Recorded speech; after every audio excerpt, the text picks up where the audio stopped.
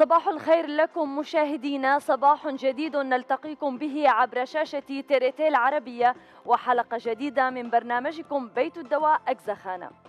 الشخير هو الضجيج الصادر من الأنف والفم أثناء النوم نتيجة تضيق في مجرى التنفس العلوي. هذا موضوع حلقتنا لهذا اليوم. أيضا في جعبتنا الأخطاء التي نمارسها أثناء الرياضة والوجبة الذكية، لكن ابقوا مشاهدينا معنا بعد هذا التقرير.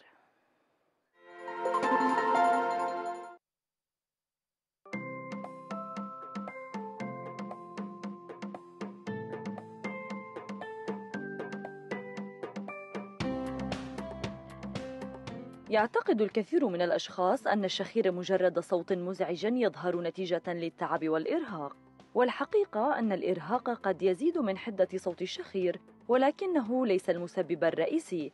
فالشخير ليس صوتا مزعجا فحسب، بل إنه يرتبط بمشكلة صحية قد تصل إلى تهديد الحياة أحيانا.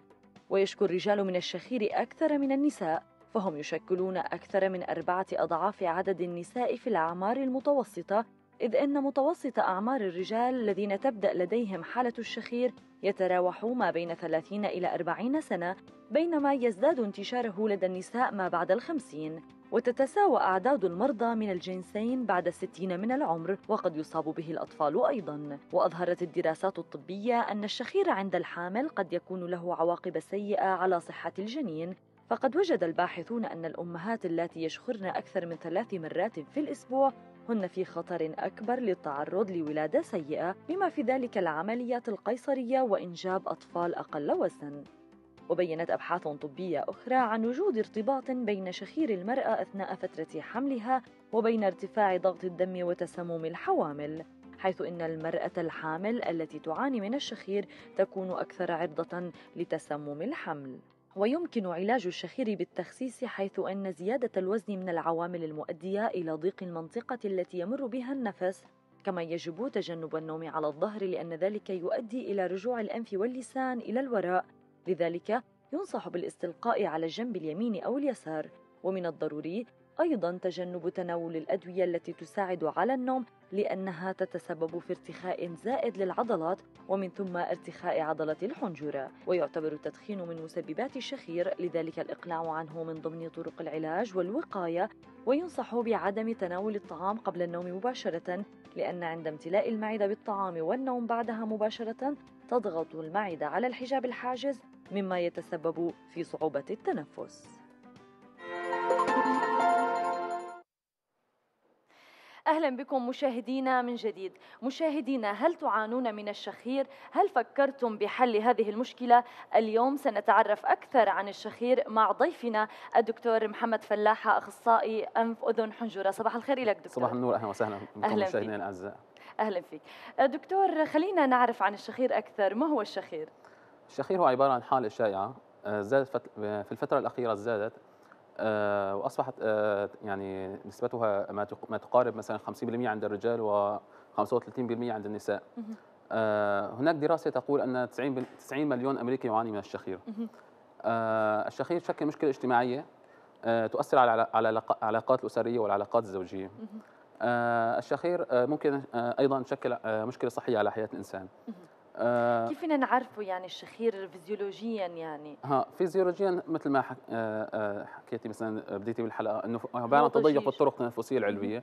نتيجه تضيق الطرق التنفسيه العلويه يحدث اماكن انغماسات في الطرق التنفسيه العلويه، خاصه في منطقه سقف الفم، منطقه الحنك الرخو والطيات البلعوميه، واحيانا يحدث في الطيات الحنجريه. في هذه الاماكن نتيجه تضيق ارتداد اللسان للخلف يحدث هذا الضجيج. يعني هو ضجيج الشخير. أيوة. هو ضجيج عبارة عن ضجيج يصدر أثناء النوم. هل ممكن أن يعني الشخير يؤثر مثلا على الإنسان، يعني قد يؤدي إلى الوفاة مثلا؟ هو يعني ذكرنا تضيق ممكن مثلاً. إذا ترافق مع أمراض أخرى ممكن أن يؤدي إلى الوفاة.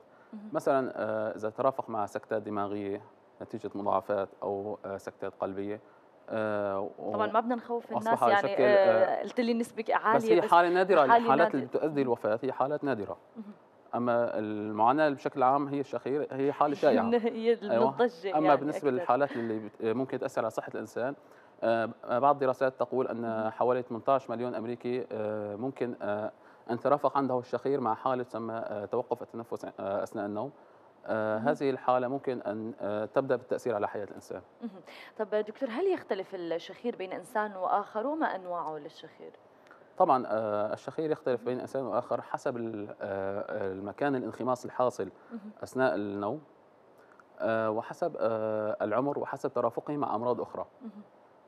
لذلك كلما كان هناك عوامل أخرى، كلما زادت شدة الحالة وأصبح علاجها ممكن أصعب. مهم. هل فينا يعني نصنف أنواع الشخير مثلا؟ شو هي أنواعه؟ طبعا ممكن نصنف الشخير لعدة تصنيفات. بعض التصانيف تصنف الشخير حسب الأسباب. مهم. فمثلا هناك الشخير الحاصل نتيجة أمراض هرمونية مثلا مهم. كنقص نشاط الغدة الدرقية مما يؤدي إلى البداني مثلا، مهم. أو الشخير الناتج عن تقدم في العمر، هو مهم. ألياف كولاجين، تضمحل ألياف كولاجين بالمنطقة مثلا حنك الرخو، مع وجود عوامل أخرى مثلا ممكن كالبداني أو المرضى الذين يتناولون الكحول مثلا. مهم. ممكن تصنيف آخر عن طريق بعض الدراسات تقول أن حوالي 15% من الحالات الشخير مهم. يكون سببها وراثي. مهم. مثلا ممكن ماذا يحصل مثلا؟ يحصل كبر في حجم اللسان مثلا، مهم. أو تراجع في الفك العلوي، مهم. في الفك السفلي عفوا. يعني حالة الشخير العام اللي معروفة عند الناس، هاي فينا نصنفها ضمن يعني ضمن هالسبب انه وراثي مثلا؟ يعني قلنا انه في نسبة كبيرة من الناس بتعاني من مم. الشخير، هل في تشابه بالاسباب يعني بين هدول الناس، انه هو وراثي او نتيجة التدخين مثلا، كونه كمان نسبة التدخين عالية؟ بالنسبة للتدخين طبعا هو سبب مهم. مهم. أهم أسباب الشخير اللي هو التدخين تدخين. والبداني، مهم. التدخين والبداني. بس إذا جينا نكفي على التصنيف، مهم. ممكن تصنيف نحسن نقول إنه الشخير الناتج عن تضيق بالأنف مثلا، أو شخير ناتج عن التنفس الفموي، مهم. أو الشخير الناتج عن أمراض أخرى مثلا كزيادة الوزن، مهم. الناتج عن مثل ما ذكرنا عن نقص نشاط الغدة الدرقية. مهم. طب دكتور، يعني لماذا يحدث الشخير اثناء النوم ولا يحدث اثناء اليقظة؟ هو سبب مهم أثناء النوم أنه يحدث الشخير نتيجة ارتخاء في العضلات، مهم. خاصة عضلات اللسان.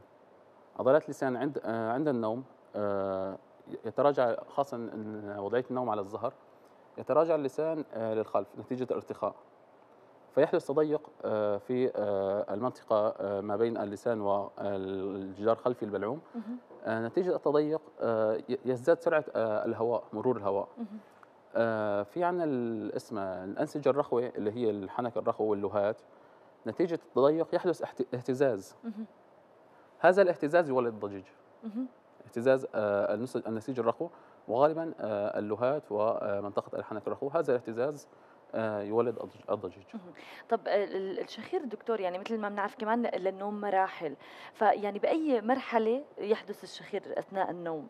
ها وهل يعني اللي عنده شخير قد يصل إلى نوم عميق مثلا؟ هو غالبا الذي يعاني من الشخير لا يصل إلى النوم العميق. النوم العميق مرحلة الرم أو مرحلة نوم الحركات السريعة. مهم. غالبا المريض لا يصل إلى هذه الحالة. مهم. لذلك نرى مريض الشخير غالبا ما يعاني من الخمول والتعب ونقص الانتباه والتركيز أثناء النهار. مهم. ولذلك غالبا ما لا ينام المريض بشكل جيد، ويحدث الشخير في منطقة ما قبل النوم العميق في مرحلة شلو رم. مهم. دكتور، سنكمل في حديثنا عن الشخير، لكن دعنا ننتقل سوا إلى هذا الريبورتاج من أحد المشافي التركية.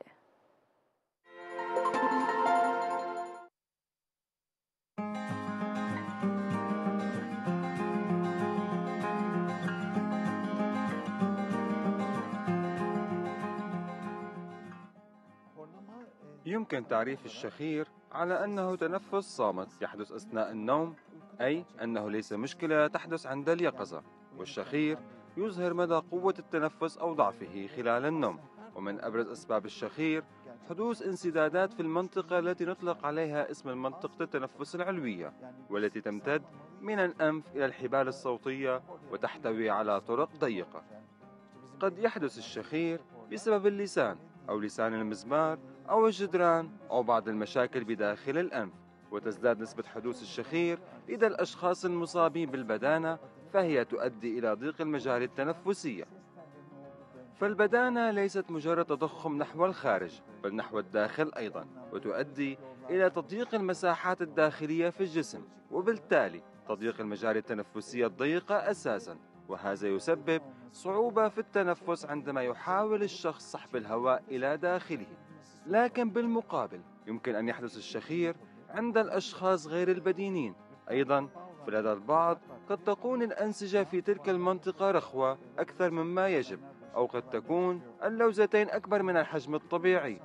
باختصار، ينجم الشخير عن صعوبة التنفس لكون بعض أنسجة مجرى التنفس رخوة أكثر مما يجب، كما يزيد تناول المشروبات الكحولية من حدوث الشخير. فالأشخاص الذين يتناولون الكحول مساء يصابون بالشخير عندما ينامون ليلا. كما أن إصابة المجاري التنفسية العلوية ببعض الانتفاخات بسبب البرد يعزز من احتمال الشخير. قد يرجع سبب الشخير أحيانا إلى مشاكل في فقرات العنق أو وجود أورام في تلك المنطقة. علاج الشخير يكون بعلاج مسبباته، حيث نعمل أولا على فحص الأسباب التي ذكرناها سابقا. فإذا كان السبب هو الوزن الزائد ننصح الشخص بالتخفيف من وزنه، وإذا كان حجم اللوزتين كبيرا ننصح الشخص حينها بإجراء عملية جراحية لإزالتهما. كما نتأكد من أن المجاري التنفسية مفتوحة، وخصوصا عند الأشخاص البالغين، وهذا الأمر ليس مهما ليلا فقط بل نهارا كذلك. وإذا كانت المجاري الأنفية ضيقة فإن هذا يزيد من حدوث الشخير حتى وإن لم يكن السبب الوحيد له. لذلك فإننا نعطي الأنف أهمية كبرى عند البحث عن أسباب الشخير.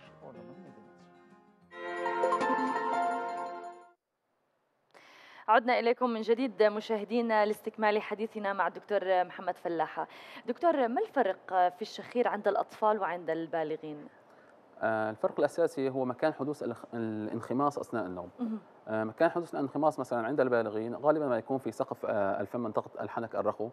أما بالنسبة للأطفال غالبا ما يكون في منطقة السقف البلعوم الأنفي، منطقة الغدانيات، ما يسمى الناميات أو الغدانيات، الأدينويدز. هذه المنطقة عند الأطفال تتضخم غالبا في سن ال5 أو 6 سنوات في هالعمر، تتضخم مما يؤدي إلى حدوث تضيق في هذه منطقة الأنف. لذلك الطفل يستعيض عن ذلك في التنفس الفموي ويصبح يعاني من الشخير. طب دكتور، هل يعني لما الأم مثلا بتلاحظ على طفلة يعني إنه عم يشخر، هل يعني مثلا هون لازم تقلق، لازم تاخده على الطبيب مثلا؟ أكيد، مهم جدا مهم جدا. لازم نراقب الطفل مريض.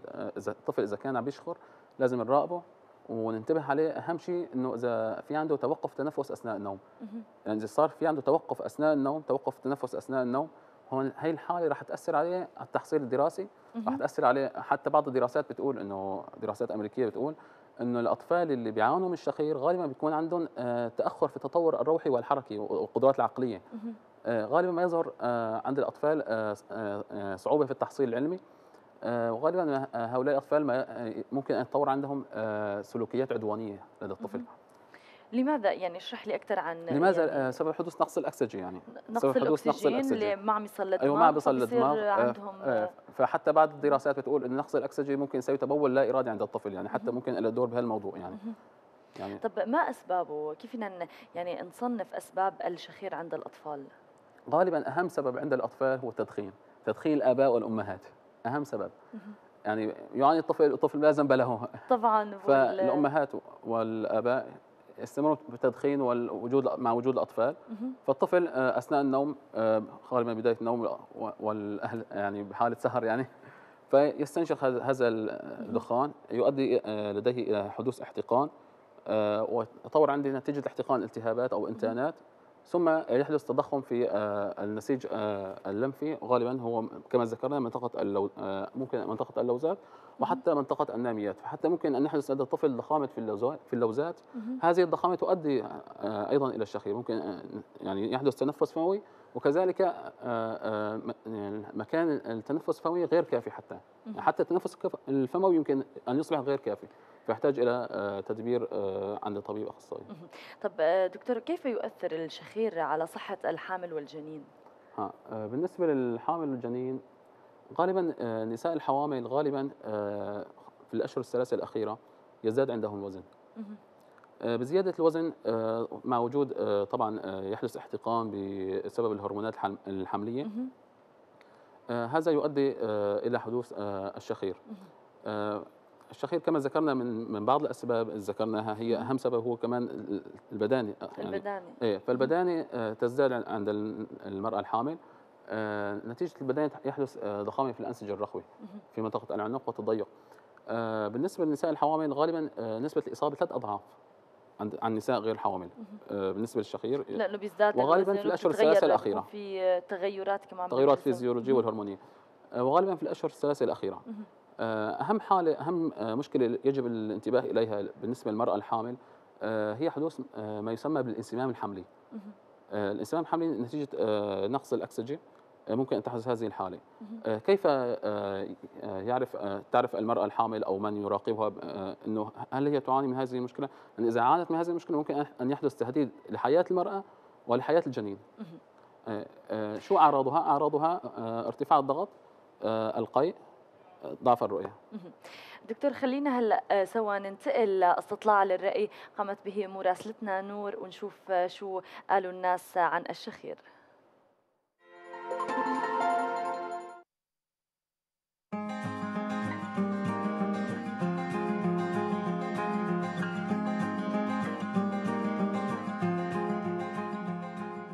والله بيقول اني انا بشخر كثير. بابا هو اللي يعاني من الشخير. أنا ما أعاني من الشخير، بس أعاني إنه زوجي شاخر هواية. لا الحمد لله ما عندي هالمشكلة. هلا ما بعاني، بس احيانا الا ما يكون هذا الموضوع يعني موجود. النوم على الظهر كمان، كمان من البوزيشن الغلط في النومه، كثرة المخدات، هذه ممكن هي تسبب الشخير. نوبات يقولون اكو لحمة بالمنخار، او انحراف، او لي يثقل قبل النوم بالاكل، او يكون اكو انسداد، او ما اعرف يعني اشياء طبية اكثر شيء يعني يعرفون الاطباء. أسباب الشخير هي جيوب، انسداد، اللي يدخن أو يشرب كحول، واللي ينام على ظهره، فهي هاي أسباب الشخير. إلها أسباب كتير، منها ممكن عندهم مشكلة بالجيوب الأنفية، ممكن عندهم ممكن تعب، ممكن بيشربوا كتير كحول أو تدخين. إلها كتير أسباب. طبعا يعني أوقات الإنسان إذا مر مثلا بحالة نفسية صعبة أو إرهاق شديد أو تعب جسدي أو نفسي ممكن تصير. يعني هلا ما بتصير معي دائما، ولكن إنه بس أحس بتعب أو إرهاق كتير فإجباري بتصيبني هاي القصة يعني.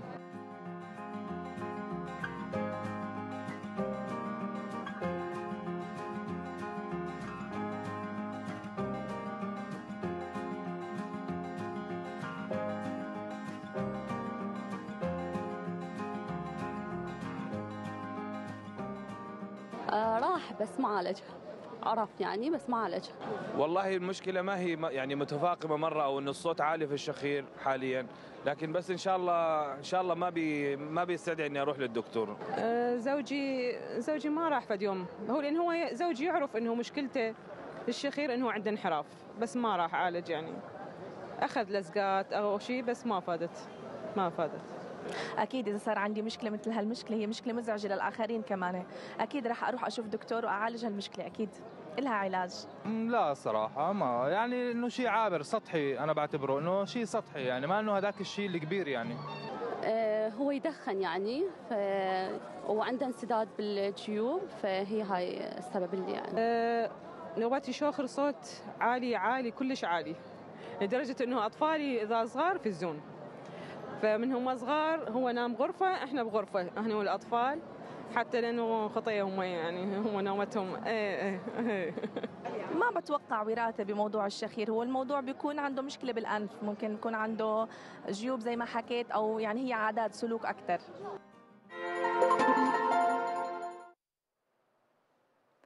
أشكر مراسلتنا على هذا الاستطلاع، ونعود لاستكمال الحوار مع الدكتور محمد. دكتور، وصلنا لمرحلة العلاج، كيف يتم علاج الشخير؟ هناك طرق محافظة وطرق جراحية. الطرق المحافظة مثلا ممكن استعمال وقايات الفم. وقايات الفم الذي يستعملوها الرياضيون تمنع ارتداد اللسان للخلف، بس ممكن تطبيقها صعب وتمنع المريض من النوم. اما في الحالات المتوسطه ممكن في طريقه جيده، ممكن نضع جهاز ما يسمى جهاز الصباب. هذا الجهاز يوضع على انف المريض ويولد اكسجين. هذا الاكسجين مع الضغط يعمل على فتح الانخماص الحاصل اثناء النوم. يساعد المريض. يطبق هذا الجهاز لمده 5 ساعات في كل ليله ولمده 5 ايام في الاسبوع. وله تأثيرات جيدة، بس مع الزمن ممكن المريض أن يعني يرى صعوبة في الاعتياد عليه يعني مع الزمن. عندها ممكن ما نسبة فعاليته يعني دكتور؟ نسبة فعاليته تقريبا 60-70%، يعني فعالية جيدة. هي بالنسبة للطرق المحافظة. طب ماذا عن العلاجات الجراحية؟ بالنسبة للعلاجات الجراحية في طرق التصليب وطرق الاستئصال. بالنسبة للأنسجة الرخوة خلينا نشرحها على الشاشة إذا ممكن دكتور، لحتى نوضحها للمشاهدين أكثر. تفضل. إذن الطرق الجراحية في علاج الشخير. هون في إذا دكتور بتحب تشرح. كما ذكرنا، ممكن إذا في الصورة الثانية تعطونا الصورة الثانية شباب. هلا هون هي طرق الاستئصال. هون اذا كان كما ذكرنا في 15% من الحالات بيكون سبب الوراثي كبر حجم اللسان. فهون ببين لنا هالطريقه انه طريقه استئصال جزء من اللسان، تصغير حجم اللسان لتسهيل عمليه التنفس. الصوره الاخرى، صوره كمان تعطونا اياها. هون الطريقه بالنسبه في حاله ثانيه بالنسبه للحاله الوراثيه اللي هي تراجع الفك السفلي او قصر الفك السفلي. هون فرجينا شلون بنطول الفك السفلي بالتعاون مع اخصائي جراحه الفك والفم.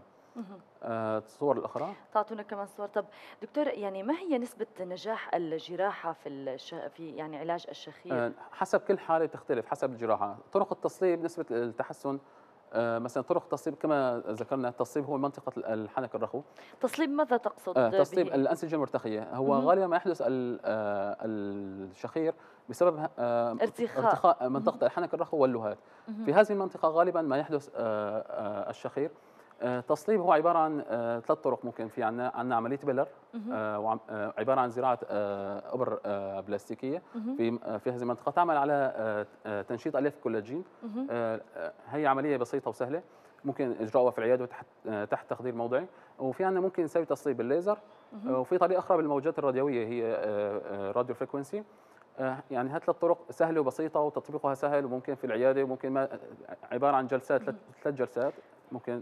طب هل هناك مخاطر للجراحة؟ ما هي مخاطرها؟ أهم مخاطر بالنسبة للجراحة عندما لا يكون تصليب كافي نقوم بإجراء استئصال هذه المنطقة، عملية UBB كما يقال عنها. استئصال الحنك الرخو مع اللهات مع اللوزتين أحيانا، وإعادة الخياطة أو التصنيع. بعد إجراء هذه العملية غالبا ما يعاني المريض من مشكلة هي غياب حاجز باسفنت. حاجز باسفنت وظيفته الأساسية هو منع ارتداد الطعام أثناء البلع، منع ارتداد الطعام باتجاه الجوف الأنف. فأهم مشكلة ما يعاني منها المريض وتدبيرها صعب نوعا ما. بالنسبة للاستئصال الجراحي نسبة الاستفادة منه غالبا تكون لا تتجاوز 50%، بالترافق مع إصابات عصبية، يعني وجود مضاعفات عصبية ممكن ألا تزيد. أما بالنسبة للطرق التصليب نتائجها جيدة وسهلة التطبيق ولا داعي لأي قلق. يعني ما بنخلي الناس تخاف من قصة الجراحة. طب دكتور، بماذا تنصح يعني مريض الشخير؟ أهم شيء ننصح مريض الشخير إنه ما ينام على الظهر. نوم الظهر هو السبب الأساسي إنه بيندفع ارتخاء اللسان، بيندفع للخلف، لذلك بصير تضيق. فالمريض حتى ما ينام على الخلف، في مرضى متعودين يناموا على الخلف، حتى ما ينام على الخلف ممكن يخيط كرة تنس على البيج امام الخلف حتى اذا كان يسطح تزعجه ويرجع يقلب. اذا كان متعود كيف بده يغير النوم؟ ايوه هي حاله. في بعض المرضى ما بيحبوا يعني ما بيحسوا يناموا على الجنب. تمام. يعني هو ما هو يعني هل في طريقه نوم صحيح؟ يعني أيوة، على الظهر فهو مثلا افضل طريقه هو النوم على الجنب. على الجنب. شلون نساعد المريض انه يتعود على حاله النوم على الجنب؟ لازم يضع وساده بين الركبتين. هذه الوساده تساعدها على النوم وسهل عمليه النوم. تمام. طب ماذا يعني ماذا على اللي بينام مثلا لا على بطنه؟ هل هي كمان نوم بتاثر على البطن مشكله كبيره يعني، تؤدي بالنسبة الى اصابات للشخير عصبيه يعني؟ اصابات عصبيه خاصه من منطقه الرقبه، يعني هي حاله اخرى. تمام. لا ننصح ابدا، يعني افضل شيء النوم على الجنب. على جنب. هل هناك نصائح اخرى ايضا؟ طبعا من النصائح اخذ دوش ماء ساخن قبل النوم، يساعد على تخفيف الاحتقان وتسريع الترويه وترطيب منطقه الانف والفم. الحاجه الاخرى تخفيف الوزن، اهم شيء يعني كما ذكرنا اهم عاملين ايقاف التدخين وتخفيف الوزن. عدم تناول الكحول، عدم تناول العقاقير المهدئه قبل الذهاب الى النوم. تناول وجبه العشاء، اهم شيء تناول وجبه العشاء فاصل 3 ساعات قبل النوم. يعني ما كمان هي ممكن تاثر على الشخير. كبر حجم البطن يزيد عمليه الشخير. دكتور محمد فلاحة، اخصائي اذن انف حنجره، شكرا على حضورك معنا لليوم. شكرا على المعلومات الجميله اللي قدمت لنا اياها، وان شاء الله المشاهدين بعد هيك ما بيشكروا. شكرا كثير دكتور. مشاهدينا هلا بننتقل سوا لفقره الاخبار الطبيه من تركيا والعالم.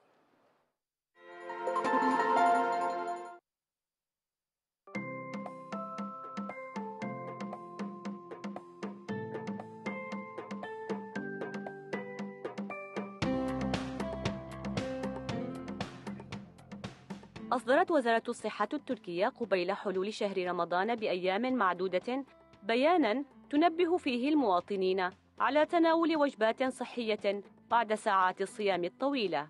وأكدت الوزارة في بيانها أهمية تناول أغذية خفيفة على وجبة الإفطار كالشوربة أو الجبنة والزيتون والطماطم، مشيرة إلى ضرورة الاستراحة لمدة 10 إلى 15 دقيقة، ومن بعدها تناول وجبة الإفطار الرئيسية، والتي يفضل أن تكون مسلوقة أو مطبوخة في الفرن.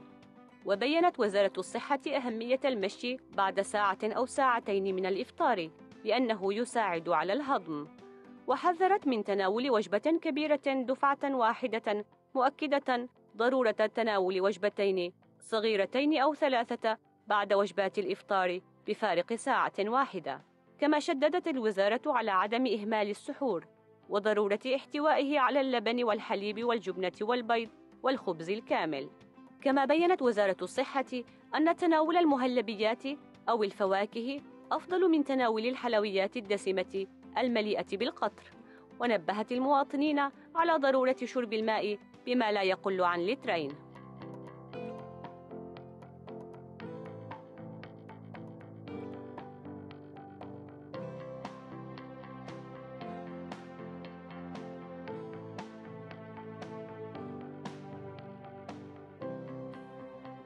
أوجدت طالبة أمريكية جوارباً تساعد على معرفة مكان مرضى الزهايمر الذين يعانون من فقدان الذاكرة والقدرة على التركيز. وتتميز هذه الجوارب بأنها الأولى من نوعها، فهي مزودة برقائق إلكترونية بحجم الليرة المعدنية في منطقة الكعب، تقوم بإرسال إشارات بلوتوث عندما تدوس القدم على الأرض، وبوصول هذه الإشارات إلى التليفون النقال يمكن معرفة مكان المصاب بالألزهايمر. وكان هدف الطالبة اليافعة والتي تبلغ من العمر 16 عاماً من اختراع الجوارب الخاصة من أجل مساعدة جدتها المصابة منذ سنوات بداء ألزهايمر، والتي كثيراً ما كانت تضيع ويصعب العثور عليها. وبعدها بدأ العديد من المراكز الطبية باستخدام هذه الجوارب.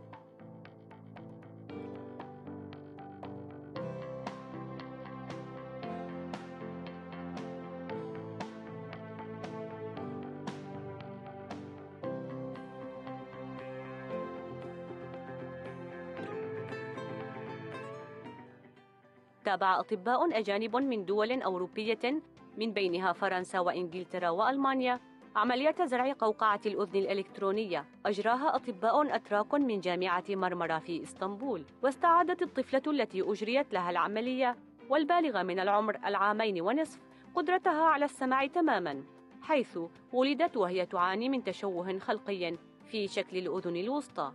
وأكد الطبيب تشالار باتمان رئيس قسم الأذن أنف حنجرة في جامعة مرمرة أن عملية زرع قوقعة الأذن الإلكترونية هي الحل الوحيد للأطفال الذين يعانون من فقدان عصب السمع في الأذن. وأضاف أن الطفلة رنا سيكون بإمكانها أن تسمع، وبالتالي أن تمتلك القدرة على الكلام دون أن تتأخر عن أقرانها في حياتها المدرسية.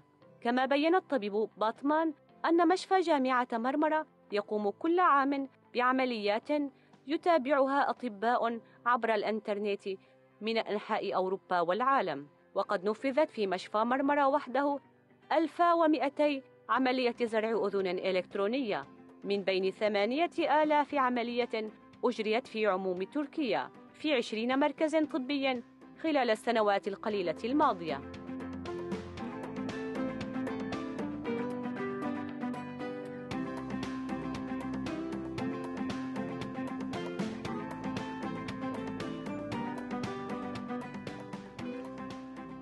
أوضح الطبيب التركي جنيت أوجاك أن العدسات الليلية أصبحت اليوم بديلاً عن النظارات الطبية أو العدسات اللاصقة أو الجراحة الليزرية في علاج حالات بعد أو قصر النظر، ويكفي وضع هذه العدسات طيلة الليل ولا حاجة لوضعها أثناء النهار. وبيّن أوجاك أن العدسات الليلية تغني عن استعمال العدسات اللاصقة خلال ممارسة النشاطات اليومية، وتخلص بذلك مستعملي العدسات اللاصقة من جفاف العين ودخول الغبار إليها في الأماكن المفتوحة.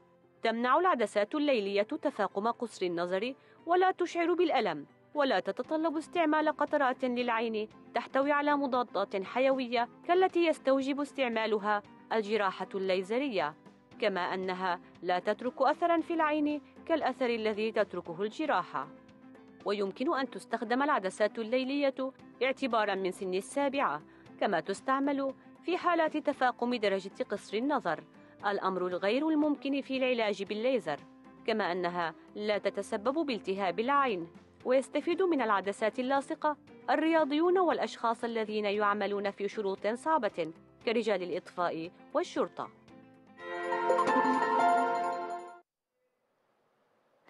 مشاهدينا، كالعادة حلقتنا ما بتكمل بدون الرياضة. اليوم المدربة توتشي رح تنبهنا لبعض الأخطاء الرياضية التي قد نمارسها أثناء الرياضة. خلونا نشوف سوا.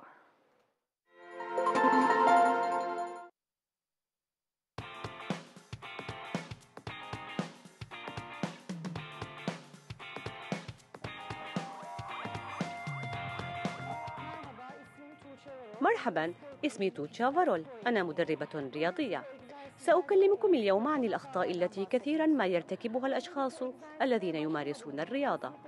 من الخطأ ممارسة الرياضة دون التحمية. يجب التحمية بممارسة المشي على الطريق، على الشريط أو على البسكليت ببطء لمدة لا تقل عن 10 دقائق، ومن ثم ممارسة تمارين التحمية لمدة 7 إلى 10 دقائق. إذ يجب ألا تبدأوا التمارين وأنتم جائعون، ولكن يجب الانتباه إلى تناول وجبة الطعام قبل 2 أو 2.5 ساعة من ممارسة الرياضة، لأن الأكل قبل الرياضة بفترة قصيرة يجعل الدم في الجسم يتجه إلى المعدة من أجل هضم الطعام، وبالتالي يكون من الصعب توجيه الدم إلى العضلات. وتوجيه الدم إلى العضلات أمر ضروري أثناء لعب الرياضة، فالدم له دور هام، فهو يحمل الغذاء والأكسجين إلى العضلات لكي تنمو وتكبر. والأمر الخاطئ الآخر الذي يرتكبه ممارسو الرياضة هو حبس النفس أثناء اللعب. علينا ألا نوقف نفسنا، يجب أن نقوم بعملية الزفير في اللحظة التي تصعب علينا فيها الحركة. مثلاً عند الضغط نسمي حركة ضغط اليدين الأولى سلبية، وحركة الدفع الثانية إيجابية. عندما نضغط بشكل إيجابي علينا أن نقوم بعملية الزفير، وعندما نأتي إلى الوضع السلبي، أي عندما نقوم بالضغط نحو الأسفل، نقوم بعملية الشهيق. إن حبس النفس أثناء ممارسة الرياضة يزيد من ضغط الدم على القلب، مما قد يؤدي إلى الإغماء. وعندما تقومون بتمارين أمامية لتقوية عضلات الذراعين بالأثقال المختلفة، عليكم ربط أيديكم بالمسكات الموجودة هناك، لأن هذا يضمن سلامتكم. يخشى بعض الأشخاص من كبر عضلاتهم بشكل مفرط إذا ما مارسوا الرياضة بشكل دائم، إلا أن هذا أمر غير صحيح، فضخامة العضلات ليست بالأمر الذي يحدث بسهولة عند ممارسة الرياضة. ومن الخطأ البدء بالأوزان الثقيلة لمن لم يمارس تمارين حمل الأثقال من قبل. يجب البدء بالأثقال الخفيفة، ويجب ألا تكرروها لأكثر من 20 أو 25 مرة. وليس المهم أن تكون العضلات جاهزة للرياضة، بل المهم هو أن تكون الأوتار والأربطة جاهزة. وإذا ما أجهدتم عضلاتكم وأوتاركم وأربطة مفاصلكم كثيرا، عندها ستعانون من إصابة وآلام كبيرة. إن كنتم تحاولون أن تقوموا بتنحيف مناطق معينة من جسمكم، عندها عليكم أن تعرفوا أن الطريق للوصول إلى هذا هو ممارسة الرياضة مع الحمية المناسبة. ومن الخطأ الاعتقاد أن حزم الخصر وربطه أو ممارسة تمرين البطن لمرات كثيرة كاف لوحده من أجل تنحيف الخصر. وعندما تقوموا بتمارين رفع الأثقال، عندها عليكم أن تركزوا اهتمامكم على عضلاتكم، ذلك أن التركيز يزيد 20% من الأداء الرياضي، ويؤثر تأثيراً إيجابياً على نمو عضلاتكم وتطويرها. ومن الخطأ أن يزن الشخص نفسه فور الانتهاء من التمارين الرياضية، فعندها لن يحصل على نتيجة حقيقية لوزنه، وربما قد يظهر على الميزان وزن أكثر من الوزن الحقيقي. ويمكنكم معرفة وزنكم الحقيقي بالوقوف في الصباح على الميزان قبل تناول وجبة الفطور، لأن وزن الإنسان يزيد كيلو أو كيلوين أثناء اليوم. إن الوزن الحقيقي للجسم يقاس بعد 3 ساعات على الأقل من ممارسة الرياضة. وعليكم ألا تهملوا شرب الماء أثناء ممارسة الرياضة لتجنب جفاف الجسم، فإن نسبة 80% من العضلات هي عبارة عن الماء، و75% من الدماغ هو كذلك عبارة عن ماء. وإذا ما قللتم شرب الماء بنسبة 3%، فإن العضلات تفقد 10% من قوتها. لذا يجب عدم إهمال شرب 2.5 لتر من الماء يومياً، ويجب ألا يكون ذلك على دفعة واحدة، بل يجب تقسيم كمية الماء على مدار اليوم. وفي حال عدم ممارسة الرياضة يكفي شرب 2 لتر من الماء في اليوم. ومن الخطأ الاستحمام بعد ممارسة التمارين الرياضية مباشرة، إذ يجب أولاً لعب تمارين بسيطة وخفيفة لتبريد الجسم، فهذا يخفف من آلام العضلات في اليوم التالي.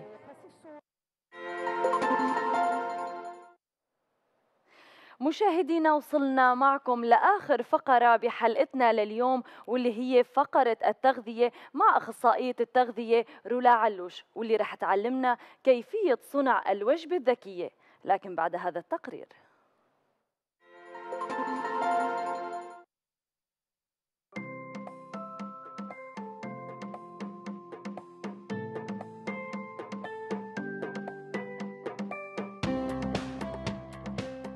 لحياة أفضل خالية من الأمراض، بات العديد من الأشخاص يتجهون إلى تناول الوجبات الذكية، والتي تحتوي كميات كافية من الخضروات والفواكه والبقول والحبوب الكاملة غير المقشرة والحليب واللحوم الخالية من الشحم والأسماك. وبتناول هذه العناصر الغذائية وفق الكميات المناسبة، يحقق جسم الإنسان حاجته من الفيتامينات والمعادن والألياف والعناصر الغذائية الرئيسية الأخرى اللازمة لإنتاج الطاقة اليومية ولبناء الجسم، أي من البروتينات والسكريات والدهون. لذلك فإن وجبات الطعام اليومية يجب أن تحتوي على كميات معتدلة من كافة العناصر الرئيسية للأطعمة، مع الحرص على تناول الأنواع الطازجة إن توفرت، والحرص على طهي الأطعمة بأقل إضافة للدهون والملح.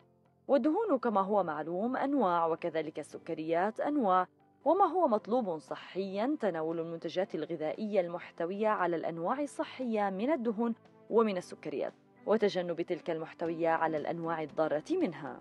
والدهون الضارة هي الأنواع المشبعة الموجودة في شحوم الحيوانات وفي الحليب الكامل الدسم وفي زيت النخيل وزيت جوز الهند. ولأن الكوليسترول يوجد في المنتجات الحيوانية فقط، فإن أولى خطوات الوقاية الغذائية من ارتفاع الكوليسترول هي خفض تناول المنتجات الحيوانية الغنية بالدهون المشبعة. والدهون المفيدة غير المشبعة هي المتوفرة في الزيوت النباتية الطبيعية كزيت الزيتون والذرة والسمسم والكانولا، وبالأنواع الطبيعية غير المهدرجة صناعياً منها. وتعتبر المكسرات من أهم مصادر الزيوت النباتية الطبيعية المفيدة جداً، كما تعتبر أيضاً مصدراً مهماً للحصول على المعادن والفيتامينات والألياف وغيرها من العناصر الغذائية المفيدة. ومن أهم مصادر الحصول على الدهون الضارة وجبات المأكولات السريعة التحضير والسريعة التناول والسريعة في دفع الإنسان إلى الأمراض والمستشفيات. أما السكريات المفيدة فهي السكريات المعقدة، وهي مفيدة لأنها غير سهلة الامتصاص من الأمعاء، وبالتالي لا ترفع بتناولها نسبة سكر الدم سريعاً، وهي ما تتوفر في الحبوب الكاملة غير المقشرة وفي الدقيق الأسمر والمعجنات المصنوعة منها وفي البقول وغيرها. أما السكريات السهلة الامتصاص كالتي في سكر الطعام وفي المعجنات والخبز المصنوع من الدقيق الأبيض فإنها أقل فائدة للجسم وأكثر تسبباً في السمنة ومرض السكري. أهلا فيكم مشاهدينا من جديد. كلنا بنسمع عن أشخاص أذكياء، أجهزة ذكية، لكن وجبة ذكية رح نتعرف عليها اليوم مع أخصائية التغذية رولا علوش. صباح الخير إليك رولا. صباح النور والورد. أهلا فيكي. رولا، حطيني يعني وجبة ذكية ما هي؟ الوجبة الذكية هي الوجبة اللي لازم تكون موجودة على طاولة السفرة أغلب أيام السنة على طاولة كل العائلات، وهي الوجبة اللي يعني لها كتير صفات ممكن نحكي اليوم عنها أكثر. خلينا نتعرف على صفات الوجبة الذكية إذا فينا نشرحهم على الشاشة. هلا اول صفه من صفات الوجبه الذكيه هي ان تكون متوازنه. شو يعني كلمه متوازنه؟ متوازنه يعني بتحوي على المجموعات الغذائيه السته او حتى احيانا ممكن يكون خمسه حسب تقسيم العلماء. هلا هون عندنا على هذا الهرم الغذائي عندنا المجموعات لو لاحظنا في الالوان المختلفه، والمجموعات هي مجموعه الجرينز الحبوب، الخضار فيجيتابلز، الفروتس الفواكه، الاويلز اللي هن الزيوت، الميلك اللي هن الالبان ومجموعه الالبان، والميت مجموعه اللحوم. هلا هذا المربع الرمادي هو مربع الرياضه، يعني هن ضايفين لانه يكون الانسان عنده حاله او نظام صحي بده يكون بالاضافه للمجموعات الغذائيه بده يكون مترافق مع الرياضه، هو عطوه اللون الرمادي. هلا بشكل عام نحن ما بنقدر هيك يعني نحن هذا الشيء كلام نظري، بدنا شيء مبسط على الصحن. نحن هيك بنعرف انه لازم يكون منوع كثير ولازم يكون فيه عناصر غذائيه، لكن على الصحن هذا الصحن الغذائي اللي عاده نحن بنكون كل شخص عنده صحنه قدامه، فعليا وعمليا بنقدر نقسمه سواء بالنظر او حتى في بعض الصحون بتكون مقسمه، بنقسمها لاربع اقسام. الربع الكبير هو الربع الخضار، وعاده بتكون السلطات بتكون او الخضار السوتيه ممكن تكون مضاف للقليل من الزيت. تمام. هلا الربع اللي المهم جدا هو ربع البروتينات اللي هي اللحوم. هلا الاشخاص النباتيين ممكن ياخذوا بدل اللحوم ممكن بعض الحبوب مثل الحبوب اللي فيها بروتينات مثل الفاصوليه مثلا، الحاب، في بعض الانواع الحبوب بيستعيضوا عنها فيها بروتين عالي. وبالتالي البروتين امنا الخضار، امنا البروتينات. هلا بنروح على قسم الحبوب او النشويات فينا نقول. هلا هي النشويات يعني الخبز، المعكرونه، حتى البطاطس، الرز، تماما كلها هي من النشويات، كمان لازم تكون مقسمه لربع، بس لازم تكون قليله، ما هيك هي الربع صدقيني نحن لو بنلتزم بهذا الصحن حيكون كل انسان يعيش ب يعني حياه جيده وكمان يكون رشيق يعني ما يزيد وزنه. كثير يعني بيساعد حتى انت بتصيري بالنظر بتصبي على قد الربع، عرفتي بالتكرار الحركه. جميل هذا الصحن. هلا الربع الاخير هو ربع الفواكه اللي نحن عاده بنهمله وبنعبي هذا الجزء كله هيك نص بنعبيه نشويات، عاده بنكتر نشويات. ربع الفواكه لانه الفواكه المليئه بالالياف هي اللي بتساعد على سهوله حركه الامعاء، وطبعا مليئه بالفيتامينات والمعادن الضروريه للجسم. وفي الكأس الحليب اللي كمان مو دائما متواجد على سفرتنا او مو دائما متواجد باغذيتنا. مهم جدا انه ما ننسى الحليب، طبعا بيعوضوا الاجبان الالبان كلها تماما. يعني ممكن ناخذ كاسه لبن او بالضبط. مثلا بدل طبعا المهم انه يكون في عنصر الكالسيوم متوافر، وبالتالي بنكون هيك شملنا المجموعات الغذائيه بصحننا الغذائي وحصلنا على اول صفه من صفه الوجبه الذكيه هي متوازنه. طب خلينا هلا رولا نحكي عن الصفه الثانيه من صفات الوجبه الذكيه.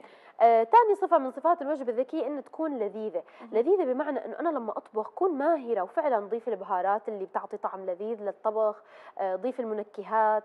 فيعني هذه الفكره انه انا ضيف بعض البهارات بعض المنكهات اللي بتعطيني طعم لذيذ لكن ما بتعطي سعرات حراريه، وبالتالي هي وجبه بترجع انها تكون ذكيه. هلا لما بنقول وجبه صحيه هي نفسها متوازنه ولا الصحيه تختلف؟ لا مثلا الصحيه بتختلف عن المتوازنه. المتوازنه فيها كل المجموعات الغذائيه كما ذكرنا، لكن الصحيه بتكون لها شرطين. الشرط الاول ان تكون قليله بالدهون، يعني الدهون اللي فيها مدروسه وعارفه شو عم حط انا بالضبط، مو هيك باخذ من البراد وبحط قد ما بدي زبده والى اخره من الدهون. والفكره الثانيه انه تكون مليئه بالالياف لانه بتشبع فهي صحيه، ولانه الالياف بتساعد على حركه الامعاء وبتنقي الجسم من السموم، فبالتالي صحيه هي تكون قليله الدهون كثيره الالياف. كمان الالياف مو بس الخضار والفواكه بيعطونا اياها، ممكن بعض انواع الحبوب مثلا مثل الشوفان فيه كميات كبيره من الالياف، كمان مشبع. يعني لما تلاحظي في وجبات فيها شوفان بتلاقي حالك انه فتره طويله بعدها ضليتي شبعانه.